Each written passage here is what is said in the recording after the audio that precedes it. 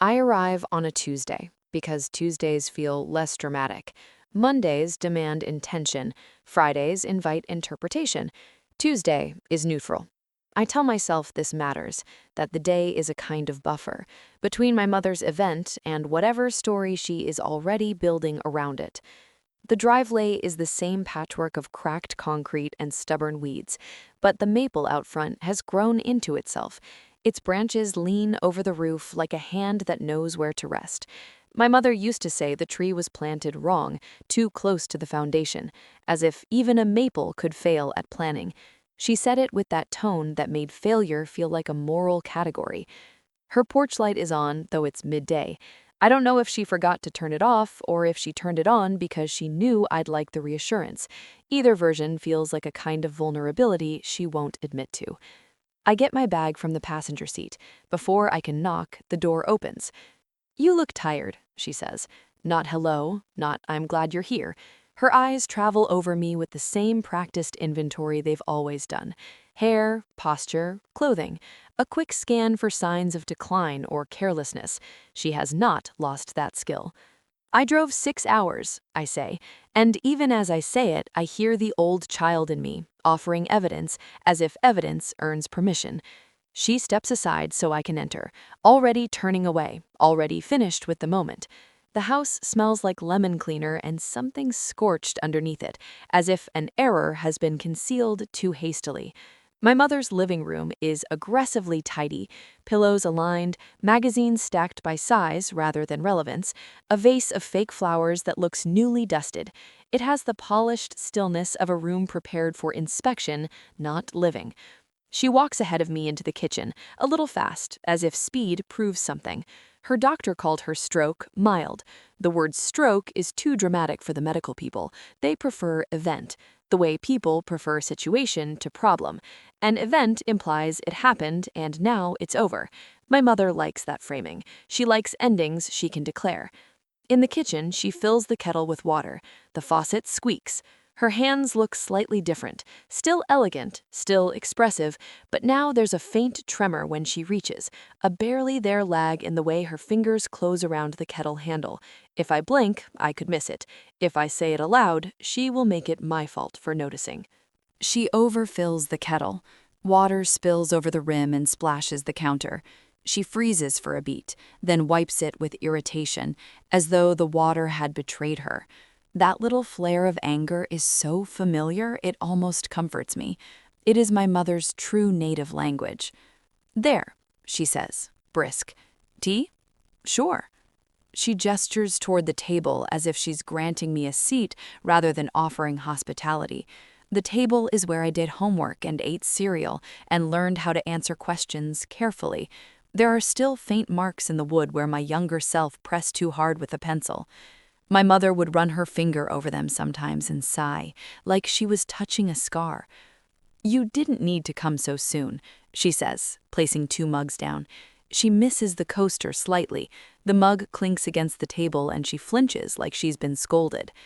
"You called me," I say. "Well," she says, as if the call had been a courtesy, "I didn't want you hearing it from someone else." This is her version of asking for help, not a request, but a preemptive move to control the narrative. "How are you feeling?" I ask. I keep my tone light, like I'm asking about the weather. "I'm fine," she says immediately. "A little tired, normal tired, not," she waves her hand, impatient with her own body, "not what you're thinking." I don't say what I'm thinking. I don't say I saw the tremor. I don't say I noticed the burn smell. I don't say my stomach has been tight since her voicemail, her voice strained, careful, the words "minor stroke" sounding like something she'd tasted and didn't like. She sips her tea, her eyes flick toward my hands.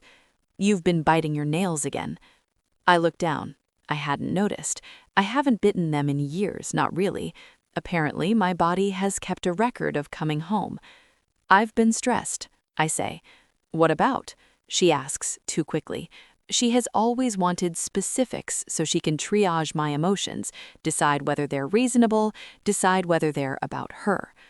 "Work," I say. It's half true and safe. She makes a sound that could be sympathy if she allowed herself that. You work too hard. You always have. I like my work, I say. She hums, unconvinced. You always say that. That's the first little sting of the visit. Not a sharp insult, just the familiar erosion. You always say that. Meaning your words are repetitive, your self-knowledge shallow, your preferences unreliable. I keep my mouth closed. I've learned over time that the first day back is about endurance. Don't react too early. Don't show your throat. After tea, she insists on showing me the medication list, as if she's proud of it, as if compliance is a trophy. She has printed it out, highlighted times, circled dosage. I do everything they say, she tells me. I'm not like some people. She means I am some people. I have missed appointments, delayed checkups, lived with headaches too long.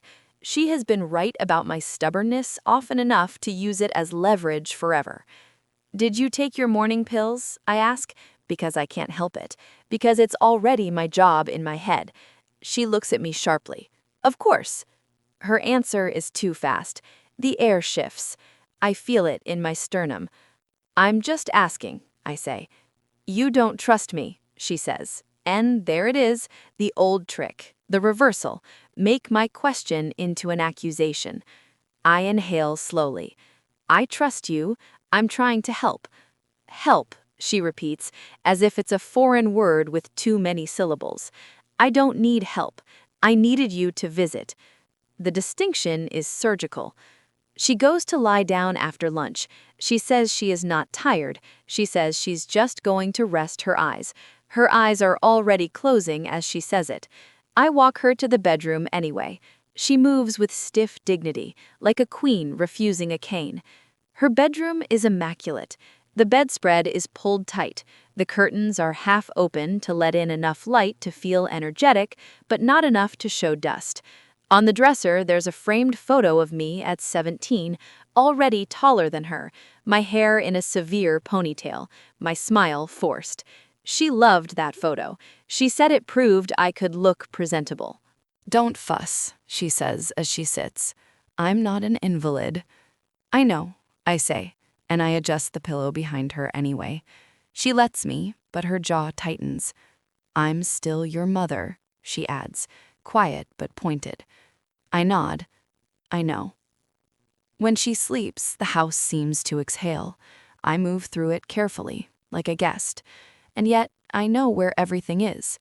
My body remembers cupboard doors and light switches. I open the refrigerator. Expired milk. Half a rotisserie chicken picked clean of the best parts. A bag of lettuce gone limp. A sticky note taped to the inside of the fridge door in her neat handwriting. Eat vegetables. Addressed to herself, but written in the tone she used on me. I stare at it and think of being 8, coming home to find a note taped to my bedroom door. Clean your room.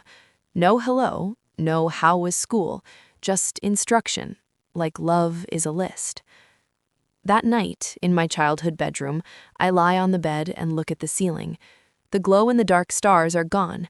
I peeled them off when I was 16, embarrassed by my own softness. The faint outlines are still there, pale moons of adhesive residue. I listen to the house, pipes settling, the fridge humming, my mother shifting in her room, and underneath all of it, the delicate new sound of my vigilance, my brain cataloging risks. What if she falls? What if she has another stroke? What if I missed a sign? What if I leave too soon? My phone buzzes with a text from my husband. How's it going? I stare at it and feel a strange tenderness for the simplicity of that question. How's it going? As if there's a single answer. Fine, I type, and then delete it. She's okay, I type, and then delete it too. In the end, I send, here, settling in. It's the closest I can get to honesty without opening a door I can't close. Before I fall asleep, I think, something has already shifted. It's not dramatic. It's not even visible yet. It's like the first subtle crack in ice that you only notice when you step and the sound changes. The days arrange themselves around small negotiations. Who will decide what we eat? Who will drive? Who will speak first? The power shift doesn't announce itself with shouting or tears. It arrives through logistics, through routines, through the quiet fact that my mother's body is now a variable. On Wednesday morning, I put on my shoes and say, "Your follow-up appointment is at 10. She looks up from the newspaper. She still gets the physical paper delivered, even though she reads half the headlines on her phone. It's a prop, a performance of being informed. "You didn't ask me?" she says. "I told you yesterday," I say. "That's not the same thing." I pause with my hand on the doorknob. I can feel the familiar fork in the road. Apologize and restore her a sense of authority, or hold steady and accept the discomfort. "The appointment is at 10, I repeat, evenly. Her eyes sharpen. For a moment, I see the mother who once corrected my tone in public, who could make me doubt my own memory with a raised eyebrow. Then something else flickers there. Fear, maybe, or the unsettling awareness that my steadiness is not obedience. At the doctor's office, she performs competence the way she always has. She answers questions briskly. She makes a joke about how the stroke picked the wrong woman. The nurse laughs, charmed. The doctor smiles. My mother likes an audience. I sit in the corner chair, hands folded, watching. I know this version of her well, the one who makes other people comfortable so she can remain in control. She has always known how to be likable in a way that makes you feel grateful for it. The doctor asks about medication adherence. Any missed doses? Never, my mother says. My mouth opens on instinct, then closes. I think of the pill organizer I found last night, the Tuesday slots still full. I think of the burn smell, the expired milk. None of those things are proof of negligence. They are proof of humanity. My mother hates humanity. The doctor nods approvingly. Excellent. Keep it up. In the car afterward, my mother stares out the window as if she's been wronged by the sky. "You could have backed me up," she says, finally. "You didn't miss any doses?" I ask. She turns her head slowly. "That's not the point." "What is the point?" I ask, though I already know. "The point," she says, "is that you sat there like you were judging me."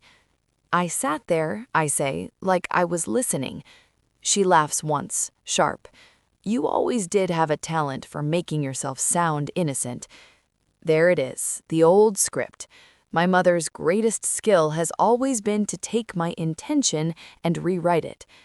Back home, while she watches television, I go to the kitchen and open the pill organizer again. Tuesday morning and night are still full. Wednesday morning is empty. She must have taken it in front of me, as if the act needed witness to be real. I carry the organizer to the living room and set it on the coffee table. She doesn't look at it. "What is that?" "You missed Tuesday," I say. "I forgot once," she says immediately. "You don't need to dramatize." The word lands in my chest. Dramatize. The accusation I grew up with.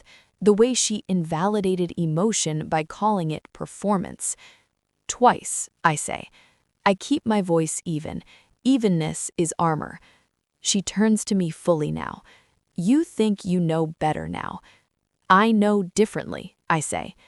Her lips press together. She looks like she's holding back a lecture she's used to delivering without effort, the lecture about respect, about gratitude, about how she managed without anyone. Instead, she says, "You're here to help, but you're acting like," she gestures vaguely, searching for the right insult, "like you're the parent." I wait. My heart is pounding, but my face stays calm. I have practiced this. I have lived a whole adulthood developing a careful face. "I'm acting like someone who wants you to be okay," I say. She stares at me. Her eyes look glassy for a second, and I almost think she will cry. Then she hardens. "I'm fine," she repeats. "Stop hovering." The thing is, she's right. I am hovering. I am watching her like she is a problem to solve. I can feel the control in my own behavior, the way I've stepped into a role without acknowledging it. I retreat to the kitchen and make lunch. Cooking has always been my way of being useful without having to be emotionally exposed. Chop vegetables, simmer broth, avoid the messy, unmeasurable things. When I bring her a plate, she looks at the food and says, "You cut the carrots too thick." The comment is small enough to be ridiculous. It is also so familiar I almost smile. "They'll cook," I say. "Well," she says, "don't get too confident." I laugh then, a short burst I can't control. She looks offended, as if laughter is disrespect. "What's funny?" she asks. "Nothing," I say, and the word tastes like childhood. That evening, after dinner, she tells me a story about my childhood I've heard before. She tells it like she's recalling a charming anecdote, but I can hear the lesson embedded in it, the way she uses the past to reinforce hierarchy. "You were always so sensitive," she says. "Everything hurt you. Your teachers even said it. She takes things personally." I sit on the couch, my hands around a mug of tea I don't want. "What did you tell them?" I ask, though I already know. "I told them you needed to toughen up," which you did. Her tone is satisfied, like she's proud of the bluntness. I feel my chest tighten. There is a memory that rises, uninvited. Me at 12, in the bathroom, crying silently because she'd laughed at something I said too earnestly at dinner. I'd been excited about a story I'd written, my first attempt at being interesting. She'd laughed, not cruelly, she would say, just surprised, just amused. The laughter had made my face burn. When I confronted her later, she said, "I was teasing. You can't take a joke." Then she sighed like my feelings were exhausting. I remember staring at her and thinking, if I can't take a joke, what can I take? In the present, my mother says, "You turned out fine." Fine, the word she uses for anything she doesn't want to examine. "Do you think you were hard on me?" I ask. The question surprises me as soon as it leaves my mouth. I didn't plan it. She looks at me as if I've spoken another language. "Hard on you? I raised you." "That's not an answer," I say gently, which is a kind of courage for me. Her eyes narrow. "You're looking for someone to blame," she says. "That's what people do now. They blame their parents for everything." "I'm not blaming you," I say, and I mean it. Blame is too simple. Blame is for stories with villains. This is not that kind of story. She waves her hand. "You have everything, a husband, a good job, you're healthy. So what is this? Why are you poking at the past?" "Because the past is sitting in the room with us," I want to say. "Because you have always used it like a weapon, and now it's turning in my hands." Instead, I say, "I'm just trying to understand." She looks away. "There's nothing to understand. You were difficult, I handled it." The words should hurt more than they do. Maybe because I've already accepted them. Maybe because my pain has changed shape into something else, something steadier. The next day, Thursday, I find the bank statements in a folder under the phone book. My mother keeps a phone book, even though she doesn't use it. She says it's good to have. I have learned that good to have often means good to hide things under. The numbers are not catastrophic, but there are withdrawals I don't recognize, a balance lower than I expected. I sit at the kitchen table and feel my stomach drop anyway. When she comes in, she sees the folder and stops. "I didn't want to worry you," she says, before I even speak. "I didn't tell me," I say. "I didn't think I had to," she replies, and I hear the old entitlement in the words, the assumption that she controls what I know. "It's not about worrying me," I say. "It's about planning. If something happens, nothing is going to happen," she says sharply. The denial is almost childish. For a moment, I see her not as my mother, but as a person fighting the terror of being fragile. "What are these withdrawals?" I ask, tapping the statement. She sighs, as if I'm being tedious. "The roof, the plumber, things." "You paid cash?" I ask. She shrugs. "I didn't want to put it on a card." "Why not?" She looks at me irritated, but there is a flicker of shame. "Because," she says slowly, "I'm not stupid with money." "I didn't say you were," I say, but the words are too late. She has already heard them as accusation. "Then stop looking at me like I'm incompetent," she snaps. The word lands like a slap because it is exactly what she fears: incompetent, not needed, not in charge. I push the folder toward her. I'm looking at this because I need to know what's going on. If you need help, I don't need help, she repeats, and I realize it is less a statement than a prayer. There is a silence, the kind of silence that is full of things we are both refusing to say. Finally, she says quietly, "If I tell you everything, you'll take over." I blink. The honesty catches me off guard. My mother does not often speak her fear plainly. She prefers to wrap it in criticism and control. "I'm already here," I say softly. "I'm already involved." She looks at her hands, clasped tightly. "You think you're so calm," she says, almost to herself. "You think you're so reasonable." "I'm trying to be," I say.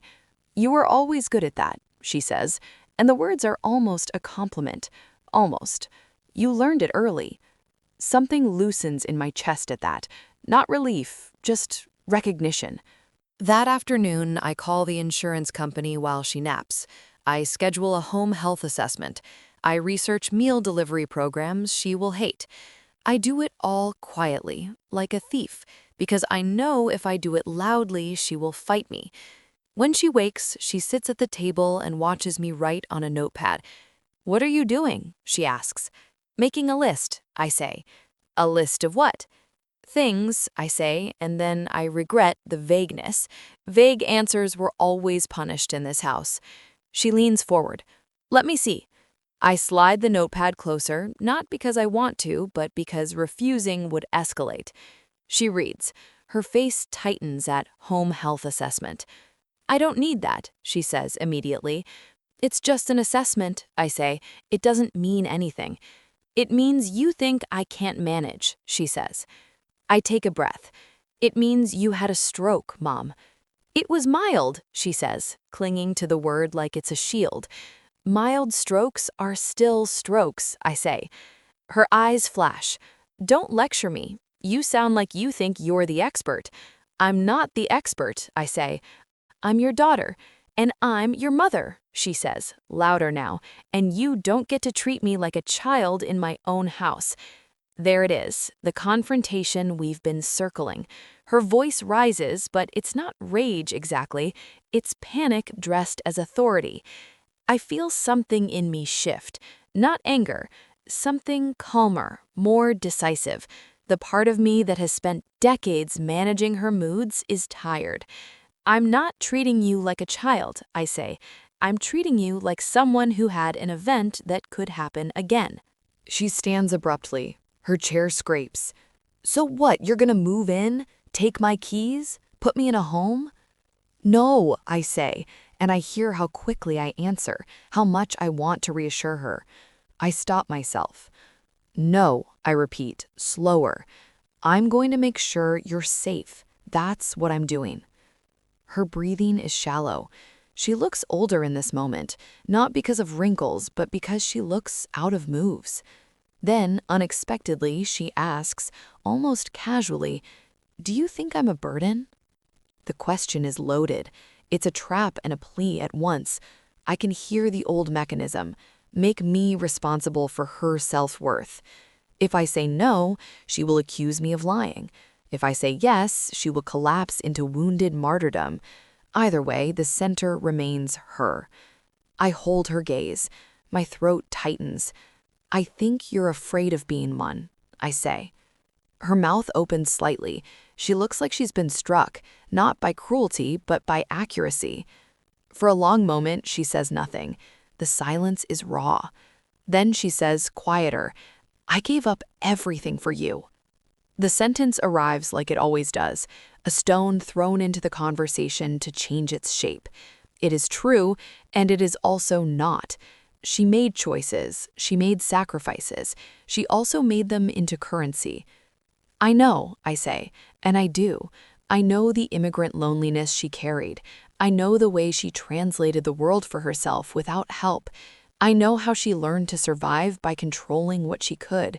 But I also know how heavy it made me, being the evidence that her sacrifices had meaning. She sits back down slowly, as if her body is remembering it can be tired. She rubs her temples. You don't understand. When you were little, I couldn't afford to be soft. If I was soft, everything fell apart. I sit too. The room feels like it's shifted slightly on its axis. I understand more than you think, I say. She looks at me, and for a moment the performance drops. She looks like a woman who is suddenly uncertain of her role. Then she says, with a small, bitter laugh, "You always did think you were mature." "I was," I say quietly. "I had to be." Her eyes widen. She looks away quickly, as if she doesn't want to see what's in my face. I realize something then. My mother can endure her own pain. What she cannot endure is being the cause of mine. On Friday morning, I wake to the smell of toast burnt black. I find her in the kitchen, staring at the toaster as if it has personally insulted her. Smoke curls upward. She presses the lever again stubbornly, as if repetition will fix it. "Mom," I say, stepping in. I unplug the toaster. I open a window. "I was distracted," she says quickly. "I was thinking." "About what?" "Nothing," she snaps, then softens slightly. "I didn't sleep well." I look at her. She looks tired, and she hates that I can see it. "Let me make you breakfast," I say. "I can make my own breakfast," she says. "I know," I say. "Let me anyway." The sentence is gentle, but it carries authority. I hear it and feel startled by it. It sounds like her. She sits at the table, arms crossed, watching me like I'm an intruder in her kitchen. I crack eggs. I slice fruit. I move with familiarity. This house still knows me. When I set the plate down, she stares at it. "You don't have to do all this," she says. "I'm here," I say. She picks up her fork. Her hand trembles slightly. She sets it down, irritated. I pretend not to notice. This is intimacy in our house, noticing without naming. Later, I tell her I'm leaving a day early. I do it casually, as if it's logistical. I do it while I'm folding laundry, as if the motion will make the words softer. "You said a week," she says immediately. "I said I took the week off," I reply. She narrows her eyes. "So you're leaving because I annoyed you." I don't answer right away. I feel the old urge to soothe, to explain, to prove I'm not abandoning her. I also feel something else, an emerging boundary that does not require her understanding. "I'm leaving because I have work," I say, "and because you need to practice being alone again." Her face tightens. "So this is a lesson." "It's reality," I say. She watches me pack. She stands in the doorway, arms folded, a familiar stance, control posture. But there's an uncertainty in it now, like someone wearing a uniform that no longer fits. "You don't have to parent me," she says finally. I look at her, truly look, not as a daughter waiting for permission, not as a child anticipating criticism, as an adult seeing another adult. "I'm not," I say. "I'm choosing." Her lips part slightly. She looks like she wants to argue, but the words don't come. Or maybe she hears what I mean. I am choosing to help, but I'm also choosing the terms. She nods once. It is almost imperceptible. That night, we sit in the living room. The television is on, muted. It fills the room with flickering light, a distraction neither of us is actually watching. My mother clears her throat. "When you were small, I worried you would hate me." I turn my head slowly. This kind of admission is rare, like a bird landing too close. "Why?" I ask. "Because I was strict," she says, and then she corrects herself because she can't give me that word without defending it. "Because I had to be." I wait. Silence invites her to keep going. She presses her fingers together. "Sometimes you looked at me like you were waiting for something." "What?" I ask. She shrugs, impatient with her own tenderness. "Warmth, like on television, mothers hugging their daughters for no reason." I swallow. My throat aches. "I didn't know how," she says quickly, as if the admission has to be wrapped in explanation. I didn't grow up that way. In my house, you did your work and you didn't complain. My mother, she stops, waves her hand. Anyway, I thought if I gave you too much softness, you'd become weak. The words are so familiar, the philosophy she preached as truth, but hearing it now in this tone makes it sound like fear. I didn't become weak, I say, quietly. No, she admits, you didn't. Her voice catches on something like pride, and then, because pride is dangerous, she adds, sometimes you became hard. I smile slightly, without humor. I learned from you. She looks at me sharply, but not offended, just hit. We sit like that, two women in the same room with the same history, neither of us sure what to do with the new shape of it. On Saturday morning, the house is washed in winter light. It makes everything look both clean and sad. I pack my bag and move quietly, like I'm trying not to wake a sleeping animal. My mother is already up. She stands in the kitchen in her robe, holding her mug of tea.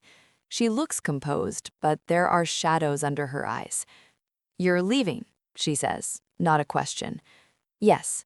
She nods once, as if confirming something privately. Then she says, you didn't have to come. I almost laugh because we both know that isn't true. She needed me. She needed the reassurance of my presence, even if she resented the implication. I wanted to, I say. She looks down at her tea. Her hand trembles slightly. She sets the mug down too hard. The sound echoes. I hate this, she says, suddenly, and the bluntness shocks me. I hate feeling watched. I take a slow breath. I'm sorry, I say. It's true, and it isn't. I'm sorry her body has betrayed her. I'm sorry my help feels like judgment. I'm also not sorry for being here. She lifts her eyes. You think you're so calm, she says, and there's less bitterness in it now, more wonder. How did you become like that? The question lands differently than her usual critiques. It sounds like curiosity, maybe even admiration, or maybe it's fear. If I am calm, then she can't control me with chaos. I had practice, I say, simply. She flinches, not because she disagrees, but because she recognizes the implication. She opens her mouth, closes it, then tries again. I did what I could, she says, softer. I know, I answer. And I do. In the last few days, I have seen her not just as my mother, but as a woman who built a life with limited tools. Control was one of those tools. Criticism was another. She used them the way some people use prayer. She walks with me to the front door. It's a short distance, but her steps are careful. She is aware of her body now in a way she never had to be before. I hate that awareness for her. I also recognize it as the cost of losing power. At the doorway, she stops. The porch light is still on. You'll call, she says. Yes, I say. She hesitates, then, don't, she stops, irritated with herself. Don't tell people about the stroke like I'm fragile. I won't, I say. But you think it, she says, almost accusing. I look at her. Her face is tight, waiting. I think you're human, I say. She blinks fast. Her eyes shine and she looks away quickly. Don't, she mutters, as if I've done something unfair. I understand then. Calling her human is both comfort and threat. Human means not in control. She follows me onto the porch. The air is cold. The maple branches move slightly. Somewhere, a neighbor's dog barks and then stops, as if it remembered it wasn't supposed to. My mother stands with her arms folded, not hugging herself so much as holding herself together. You did well, she says finally. It sounds like an evaluation and also like surrender. My mother's compliments have always been edged, as if praise is a resource she must ration. But this one feels real. So did you, I say. She makes a small sound, dismissive, uncomfortable. I just kept going. Yes, I say. You did. We stand there, and I feel the urge to step forward, to hug her, to offer a neat closure we have never been good at. I imagine her stiff body in my arms, her resistance, the way she might pat my back once as if checking off a task. I don't move. She doesn't move either. This is new, this mutual stillness, the absence of performance, the absence of a script. I'll see you soon, I say. She nods. Drive carefully. It's the closest thing to tenderness she can manage without feeling exposed. I walk to my car. When I open the door, I feel her eyes on my back. It is the old gaze, watchful, evaluative, but it carries something different now. Not ownership, not authority, something like uncertainty. I start the engine. The sound is loud in the quiet street. I glance in the rearview mirror. My mother is still on the porch, a small figure under the porch light that doesn't need to be on. As I pull away, my chest tightens, not with guilt exactly, but with the ache of change. I have spent most of my life orienting myself around my mother's gravity, even when I moved away, even when I built a life with someone else, even when I learned new languages of love, her pull remained. It shaped my reflexes, my caution, my hunger for competence. Now the gravity has shifted. It is not that she has become weak, it is that she can no longer pretend she is not dependent on others, and I can no longer pretend I am not capable of saying no. Power, I realized, was never taken from her.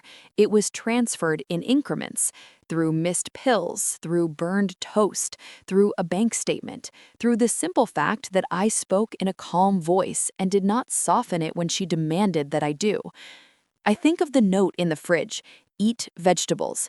I think of the way she wrote instructions to herself in the same tone she used on me, as if control is the only way she knows how to care.